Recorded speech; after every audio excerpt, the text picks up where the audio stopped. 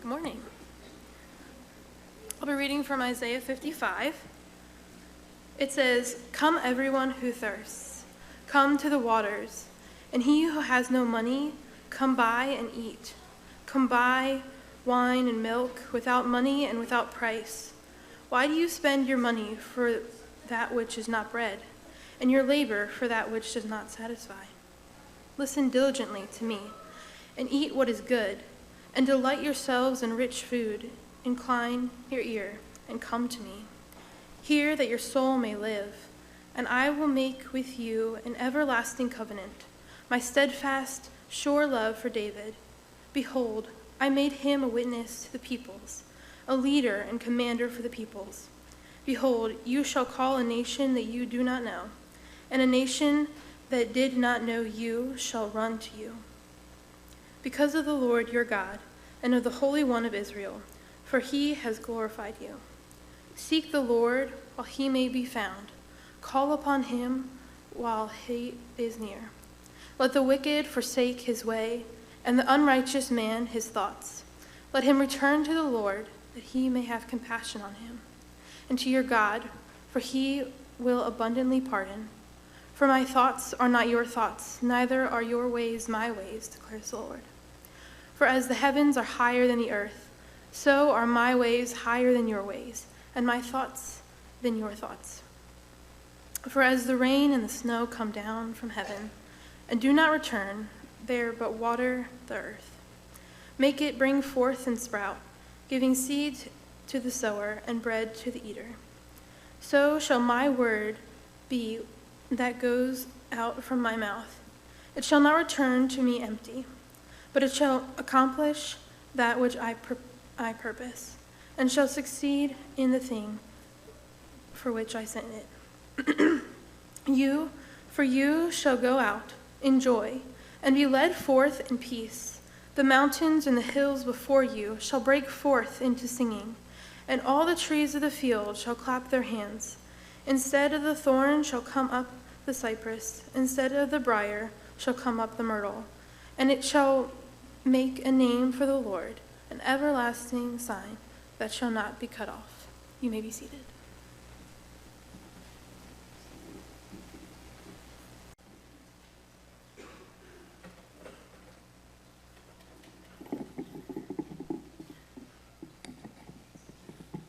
Well, again, good morning. I don't know if you noticed, maybe you've heard, that over in Bethlehem, in the Holy Land, they've canceled the main Christmas celebrations that they do every year there. There's no lights dangling over, the old ancient cobblestone streets. There's no big tree in Manger Square. There's no carolers or choirs singing hymns there. It's just a very quiet celebration, or if it's a celebration at all, over there. And part of the question that they're asking is, how do we celebrate, the churches they're asking, how do we celebrate the love of Jesus, the joy of Jesus, the peace of Jesus, while running off to war, right? And while we're just in this conflict of such violence and death? And I guess you could argue, well, man, it feels like now more than any we should be celebrating the love of Jesus that broke into the darkness, right? But I think there's some wisdom in, what's coming from the churches there that are simply saying, well, that's fine. If you want to celebrate that, yeah, do that, but do it in your own time, your own place, in a more quiet and subdued manner. Or if you're going to come here to this place and you're going to revere this site, right, there's not going to be lights, festivity, singers, and all this to give you all the warm fuzzies of Christmas. It's just going to be quiet and subdued, and a space where maybe if you want, you can just come and you can contemplate what happened here and what that means for the world.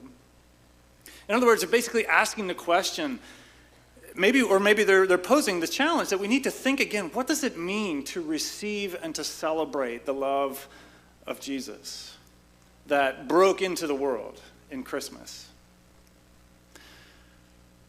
Megan and I were talking a little bit about something like this when we were driving in the car recently.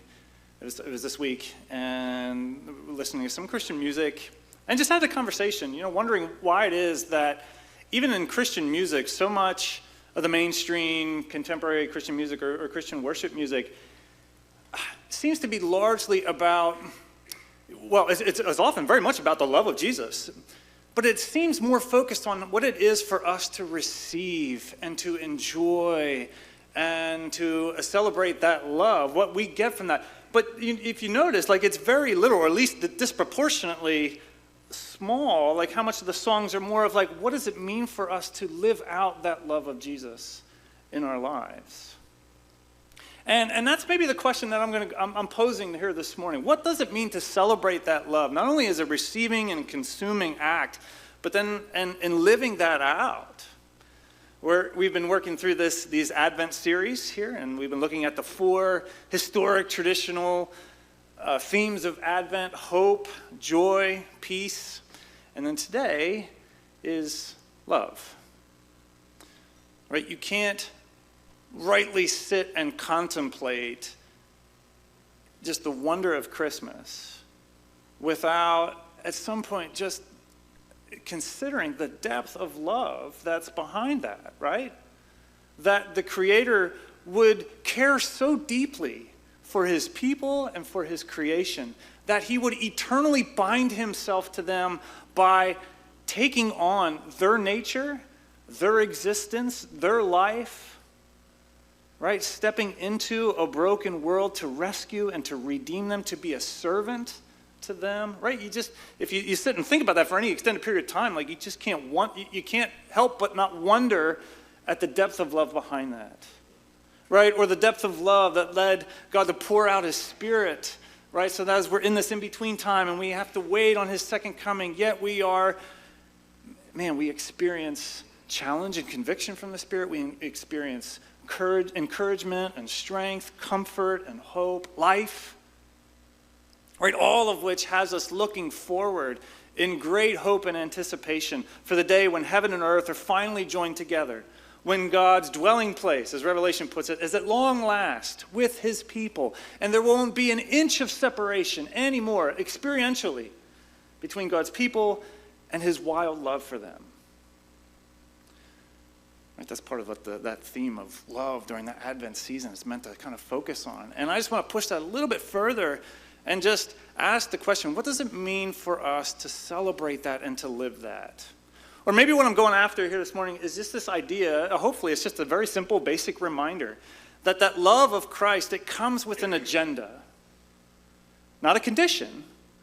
Well, though it was condition, it did cost him his own life. That was the great condition. But it doesn't come with conditions. It comes with an agenda. It comes with a purpose. Its aim is to do something in you and me. Not just to be received and consumed and enjoyed, but to actually work something in us such that we live that in a different way. And that's what I want to explore this morning. And since we've been in Isaiah for the first 3 weeks, I figured, well, let's see if we can close it out with Isaiah. I really enjoyed the time in Isaiah. I know Bill Batdorf has, as I mentioned last week, so I couldn't disappoint him. We're back in Isaiah 55. But here's the thing this morning. To get at what's happening in Isaiah 55, like, I wish I could have Elizabeth read chapters 52, 53, 54, and 55. All right, but we don't have that time this morning, so I'm going to summarize, and I'm actually going to read some portions of those passages as we go back. But let me just extend a little bit of the context here in Isaiah. Again, Isaiah written to people beginning to go into exile, beginning to go into the dark ages in the life of God's people in the Old Testament. Right? He's writing to explain to them why that's happening. He's writing to explain what that means, and whether or not God is still with them. And he's writing to paint this vision of hope that would be an encouragement and a source of strength for them as they wait. And most commentators would agree that, okay, Isaiah technically has like 3 distinct parts to it. Almost to the point where most would say that actually it was written in 3 different installments and then brought together by an editor later. Right? You got chapters 1 through 39 is part 1, chapters 40 through 55.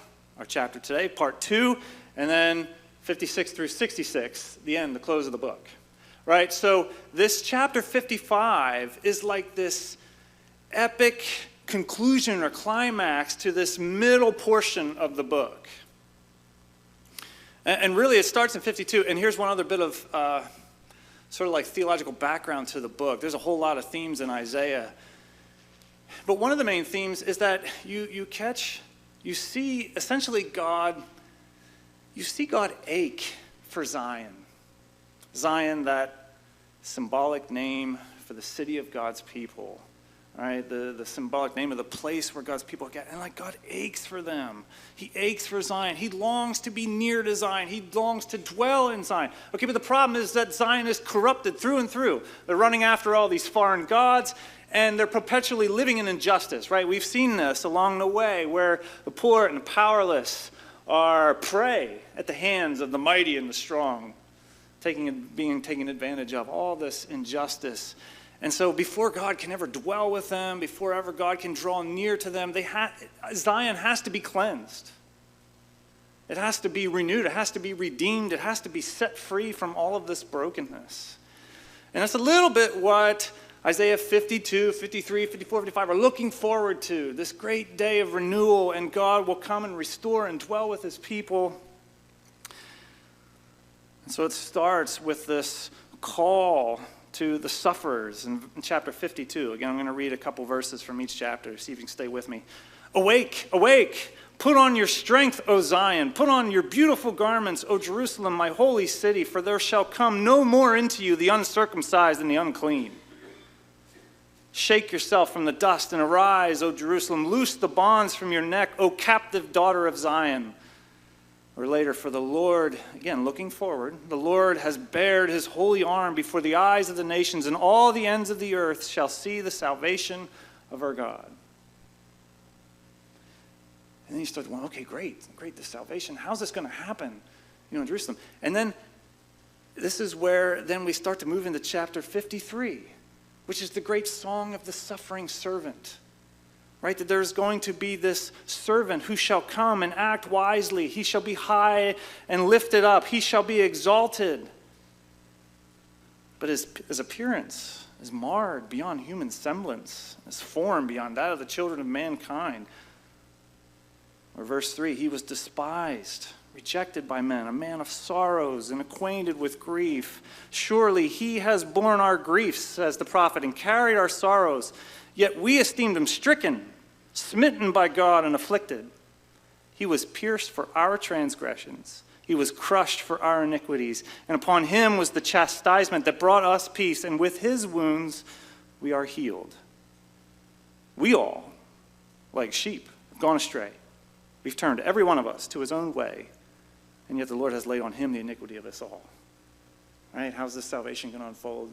Through the suffering servant, bearing the iniquity, the sin, the condemnation, the judgment that we rightly deserved. Okay, so then after chapter 53, as the prophet is looking forward and seeing this happening, then comes chapter 54, which is this great outburst in song and rejoicing over the redemption and the salvation of God. Sing, O barren one who did not bear. Break forth into singing and cry aloud, you who have been in labor. Enlarge the place of your tent, and let the curtains of your habitations be stretched out. Don't hold back, but lengthen your cords, strengthen your stakes, for you will spread abroad to the right and to the left. Down in verse 5, this is in chapter 54. For your Maker is your husband. The Lord of hosts is his name, and the Holy One of Israel is your Redeemer. The God of the whole earth he is called. Verse 8, in overflowing anger, for a moment I hid my face from you, but with everlasting love I will have compassion on you, says the Lord.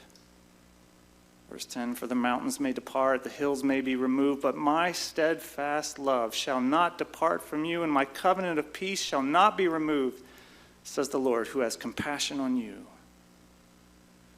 Now, this is the one where we get those famous lines. No weapon that is fashioned against you shall stand. You shall refute every tongue that rises in judgment against you. This is the heritage of the servants of the Lord, and their vindication from me, declares the Lord. Okay, so there it is, this wonderful picture. Hey, guys, wake up, gird up with strength, for there's this glorious day coming, this glorious day of God's mighty salvation. Strangely, it's going to center on this servant who's going to be so marred and so despised And yet the iniquity of us all is going to be placed on him, and his stripes and his chastisement is going to be what's going to lead us into peace. Right? So break forth in song then, you who are struggling in the pains of childbirth. For the Lord is your maker is your husband, and he will love you with this everlasting, steadfast love. This is your sure and certain inheritance. Man, it's this glorious picture, glorious ending to book 2 in Isaiah. But maybe here's the main point for this morning, is that it doesn't end there, actually. The end is in chapter 55. Or to put it another way, it doesn't end with just us being recipients and then consumers of the love which is poured out upon us, the self-sacrificing love of God. It goes one step further into Isaiah 55, which opens up with this wonderful invitation. Come, everyone who thirsts, come to the waters. He who has no money, come buy and eat. Right, it's almost like an invitation, if you read it there, from a market vendor, in the market, in the streets, in the old cities, right? Calling out, hey, come buy and eat. I've got milk and honey. I've got bread. I've got wine. Come, eat. And here's the only payment. Here's the only requirement, is that you're hungry and you're thirsty for it. And you recognize that I've got something here that no other vendor has, right? You can't buy this. You can't do it. I'm here. I'm offering it to you. And so really the only requirement is that you feel your need of it. Come, receive. If you're hungry, if you're thirsty, come and take. And Isaiah 55 is a little bit difficult interpreting because it raises some questions, one of which is, who's this invitation to? And you could say, well, in part of this, obviously an invitation to God's people to come and to receive and to, be filled. Yeah. But actually, if you look just a little bit further down, you see that this call is going out beyond the boundaries of God's people. It's going out to all the nations, right? Where am I there? Verse 5, behold, you shall call a nation that you do not know, and a nation that didn't know you shall run to you because of the Lord your God and of the Holy One of Israel, for he's glorified you. Basically saying, look, Israel's going to be extending this call out to all the nations, and all the nations, even the ones that they didn't know or weren't known by then, are going to come streaming in for the good things that are being offered here. Which raises the other question. When it's the invitation to come, where are they coming to? Or who are they coming to? Or what are they coming to receive this stuff? And I think the traditional, or what our instinctual answer to that might be, well, it's to come to God. We come to God and we buy all this rich spiritual food and drink, and he'll provide it for us. But interestingly, the passage doesn't actually say that. It's not, come to me and buy, or come to me and receive this. That's right. So then there's a whole other group of commentators out there that would say, yeah, actually, I think that this has come to Zion, the exalted city, the exalted people. And if you pressed me, I'd probably say, I think they're onto something there, partly because, sorry, we're diving deep into Isaiah here this morning. It's such a rich book. But this is the other main theme in the book of Isaiah, that, yeah, God is going to come and in his overflowing love rescue and redeem Zion, glorify her. But then what also is going to happen is Zion is going to be exalted and lifted up so that all the nations will see Zion and come streaming to Zion so that they can learn of the Lord. Like, just look at the way the whole book starts. Go back if you're jumping around with me to Isaiah chapter 2.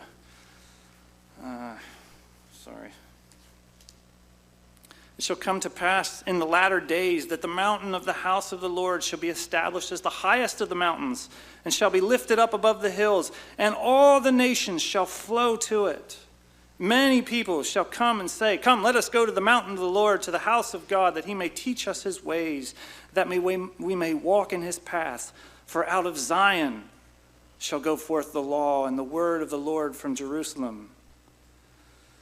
He shall judge between the nations. He shall decide disputes for many peoples. They'll beat their swords into plowshares, their spears into pruning hooks. Nations shall not lift up sword against nation, neither shall they learn war anymore. O house of Jacob, come, let us walk in the light of the Lord. I won't jump any further, but if you read the last 2 chapters of the book, you'd see the same thing. The nations streaming to Zion. In other words, here's the picture, right? 52, 53, 54.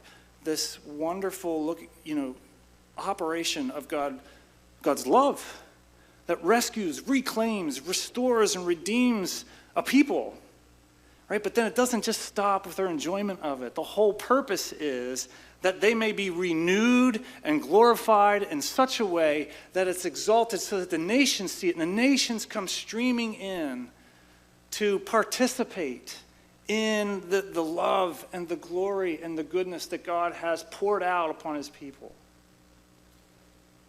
All right, so Isaiah 55, it's that invitation. It's come. It's verse 4 where it's talking about, the end of verse 3 into verse 4, where it's talking about this covenant that God made with David.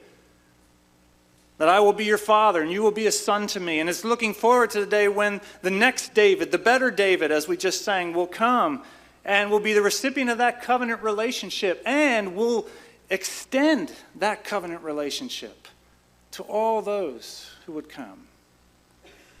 All right, and so then it's the call. You'll call out the nation after nation. And nations you don't know and nations didn't know you will come to you. All right, and so then there's, the way the chapter basically closes is you get some of the instruction, you get some of the specifics of that call. Let the wicked man forsake his wickedness. Right? And return to the Lord. Come back to him, for he will have compassion and he will pardon abundantly.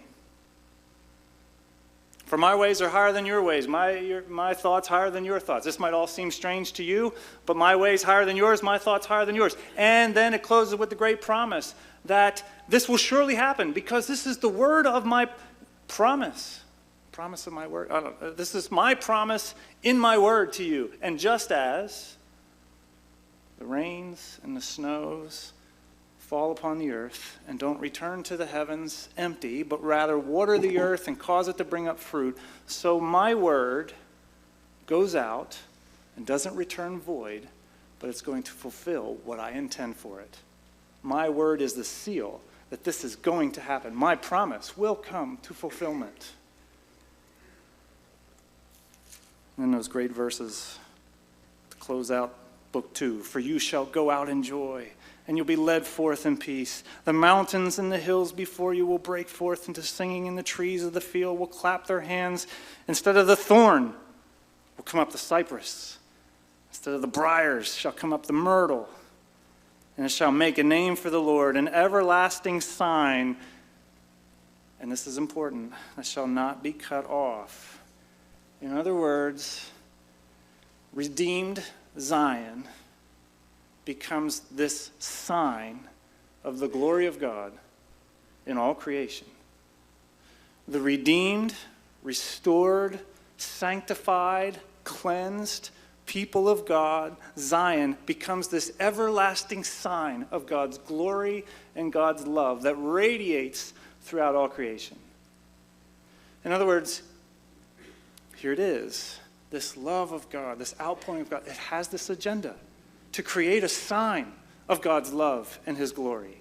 As Zion is redeemed and renewed, the goal is not only will they enjoy and be recipients of that love, but they would be the signal of this love and this glory of God radiating out through all creation. Do you see it? That's why it doesn't end in 54. That's not the end of the story. We're not just consumers of that love. We radiate it. We're symbols. We're signs of that love. Okay, so we got to do what we do every week here. We got to drive that story forward. Isaiah's in the Old Testament. And we do what we do every week, and that we, at least through Advent, we talked about how when you come to Christmas, right, you see some of that joy, some of that hope, some of that peace that the prophets were looking forward to breaking into the present. That operation of kingdom renewal and kingdom peace and joy beginning, it's not completed, but it's beginning with the birth of the King. It's the same thing with love, right? New Testament talks about this all the time. With the birth of the King, with the birth of Christ, comes the advent of love into a love-starved world. Right? This is the birth. This baby is the suffering servant, the one who leaves behind the glories, the riches, the wonders of heaven, to be born in poverty, to a peasant family, in lowliness, in a cattle trough, a feeding trough, right? In some small town in the ancient Near East. Right? This Jesus is the one who will, as Mary says, fill the hungry with good things. Right? This Jesus is the one who is going to come and out of this deep reservoir of love is going to show compassion on those poor and the powerless, on the sinners and the sufferers, right? And this suffering servant ultimately is going to be the one who comes in the most wild demonstration of self-sacrificial love, surrender himself on the cross so that our iniquities, our transgressions, our sinful stains could be placed on him so that we could be participants in that covenant relationship and so that we might be healed and restored, right? Man, if we had time this morning, man, I would love to just talk. We do this probably every year. We talk about just how scandalous this would have been. We're on the 2,000 years on the back end of it, and we're used to hearing this story over and over and talking about the love of Christmas. But you just got to go back in that original context and recognize how scandalous this would have been.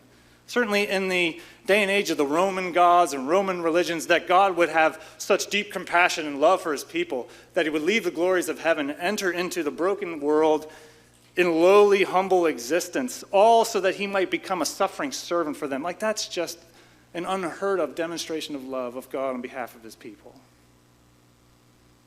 So Christmas is, that celebration of that love that makes us look forward even more to the full and final installment of it.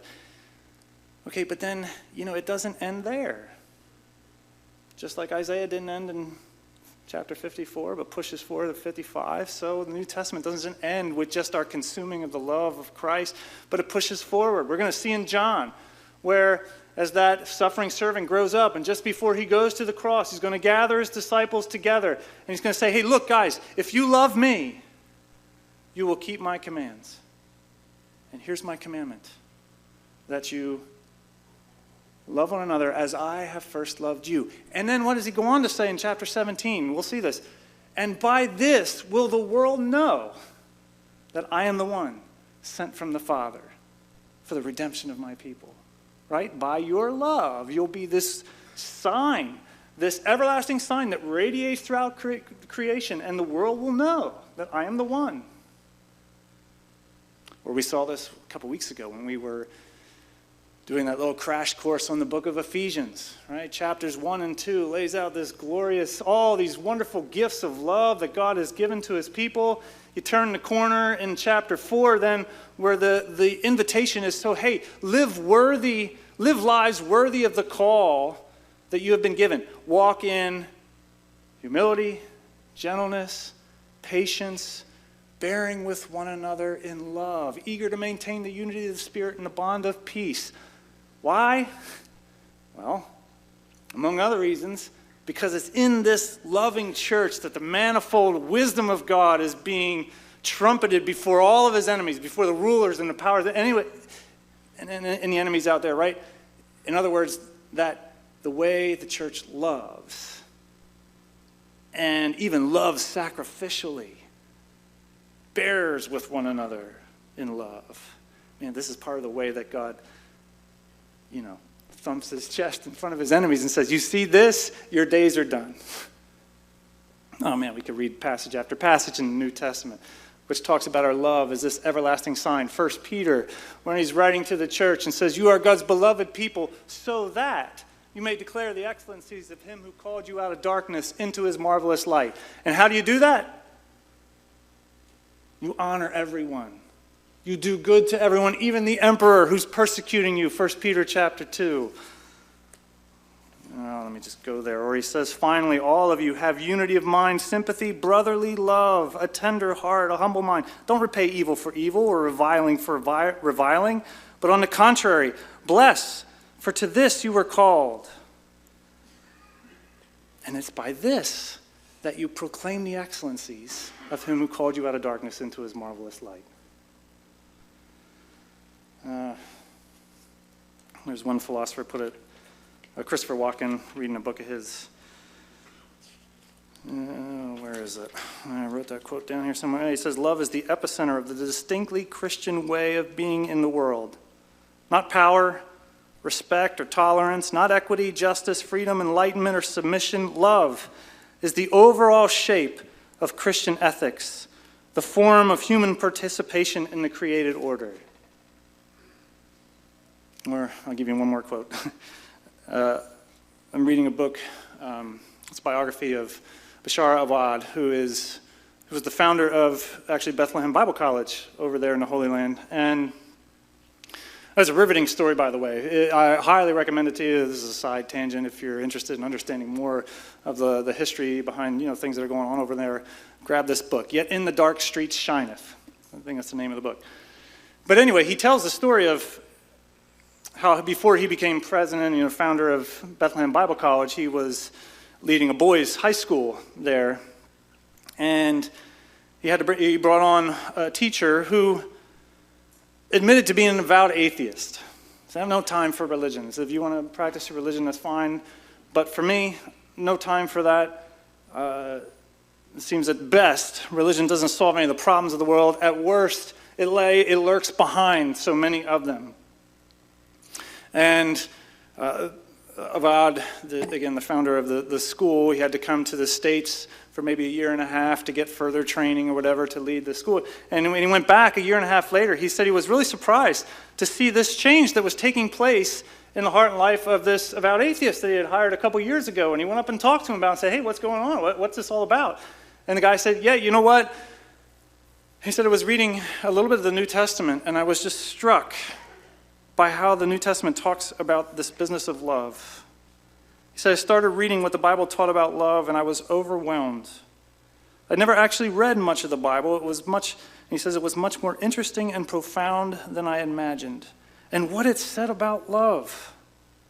Love that seeks to serve others. Love that calls us to lay down our lives for our brothers or even our enemies. He goes on to say, I came to this school to recruit political activists. He said, but I found out that actually later you all were recruiting me. Essentially saying that, yeah, political activism is great, and he went on to be a good political activist, but that's not the stuff that's going to heal the world or change the world. It's this wild, self-sacrificial, self-giving, self-donating love, first demonstrated to us by God, but then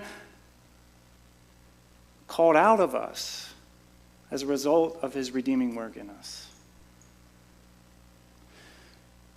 So that's the challenge this morning. What does it mean to celebrate the love of Jesus? Well, part of it is to delight in it, to stand in wonder and amazement at it, to receive it with joy and let it wash over you and free you from guilt and from anxiety, all those things that we talk about here week in and week out.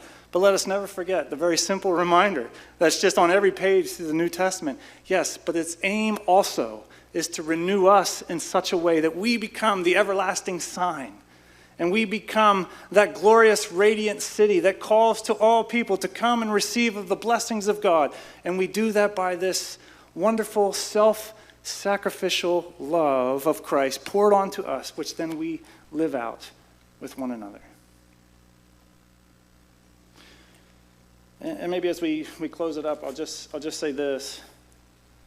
I used to, when I was a youth pastor working with teenagers, we got Paul, the UPS driver here, who's here today at church. This is another side tangent. Sorry, I'm on a lot of tangents today. But he used to be our UPS driver when I was a youth pastor almost 18 years ago in Royersford and drop off gifts. So Paul, it's great to have you here today. Anyway, what's the point of that? The point is, when I was a youth pastor at Royersford and Paul was the UPS driver bringing all our packages over, I would often ask the kids, why is it that all the old fairy tale princess love stories, Disney love stories, they all end at the marriage scene?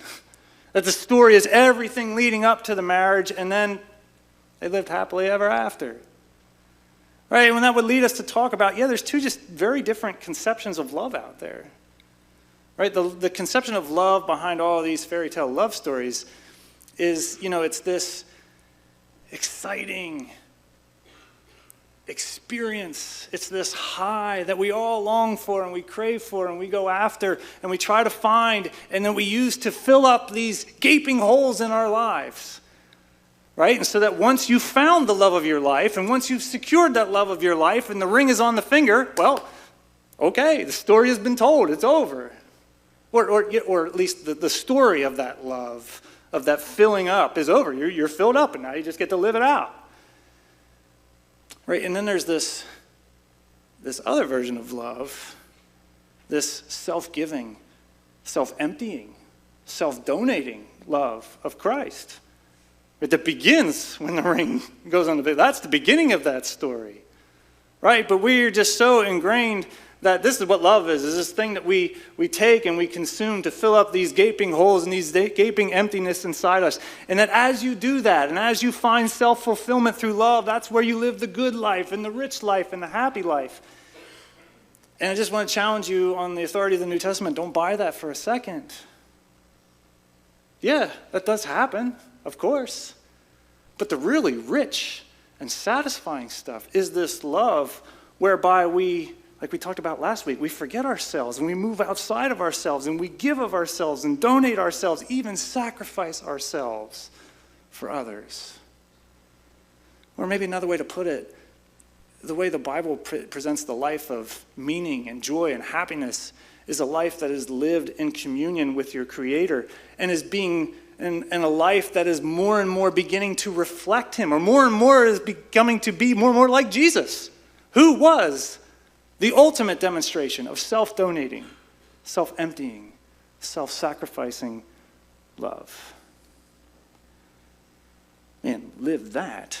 Grow more and more like Christ, or live in communion with this Jesus who lives that way. And there is where you will find joy and life and meaning.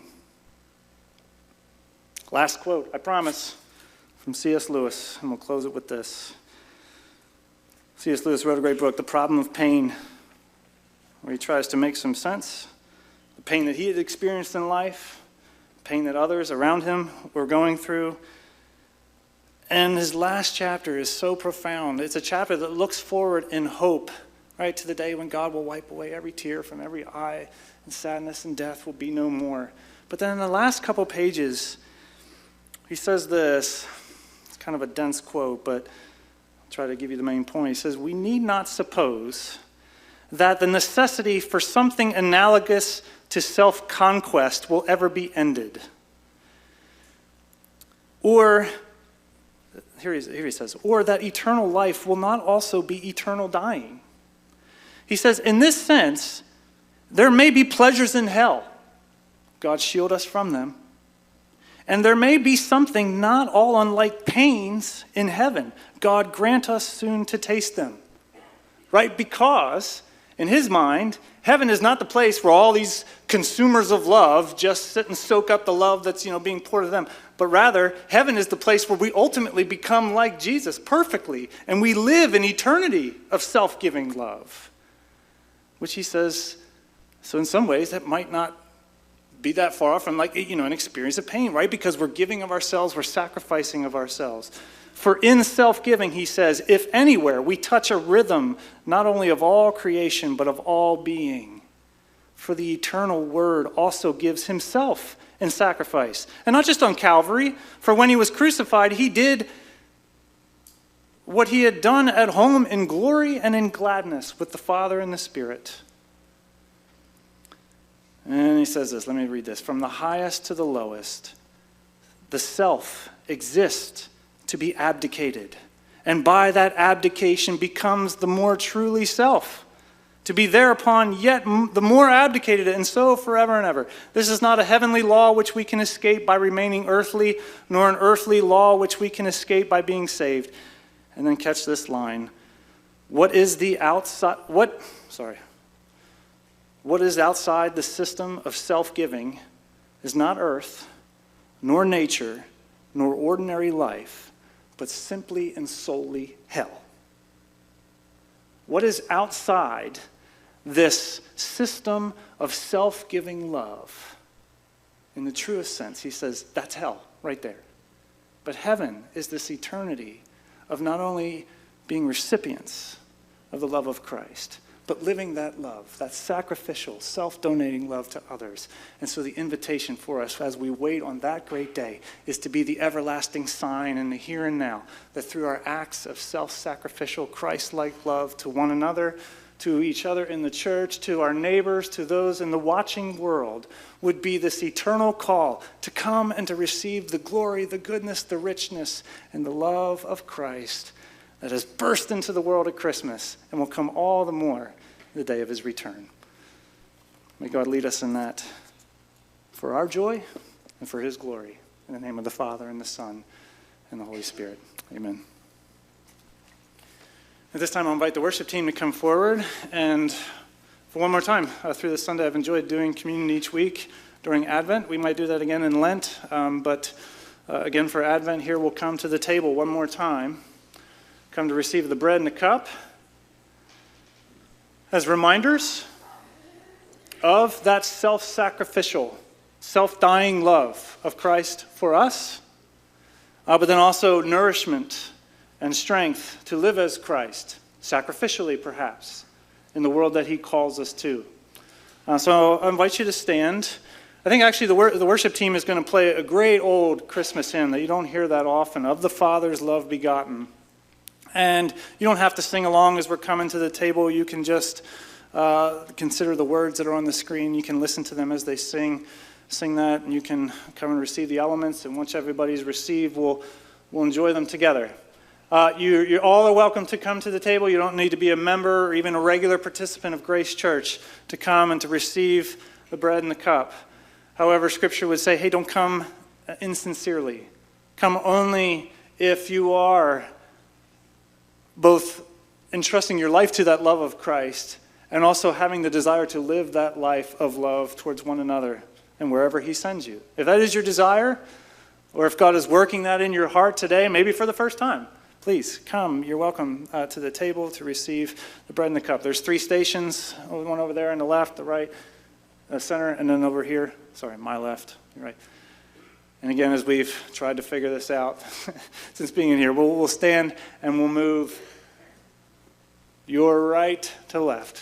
Again, it's going to be traffic jams. Don't do what I do in traffic jams and get a bad attitude. Look at the words on the screen. Delight in the love while you wait. All right, why don't we stand together and I'll invite maybe the first couple rows to start us off.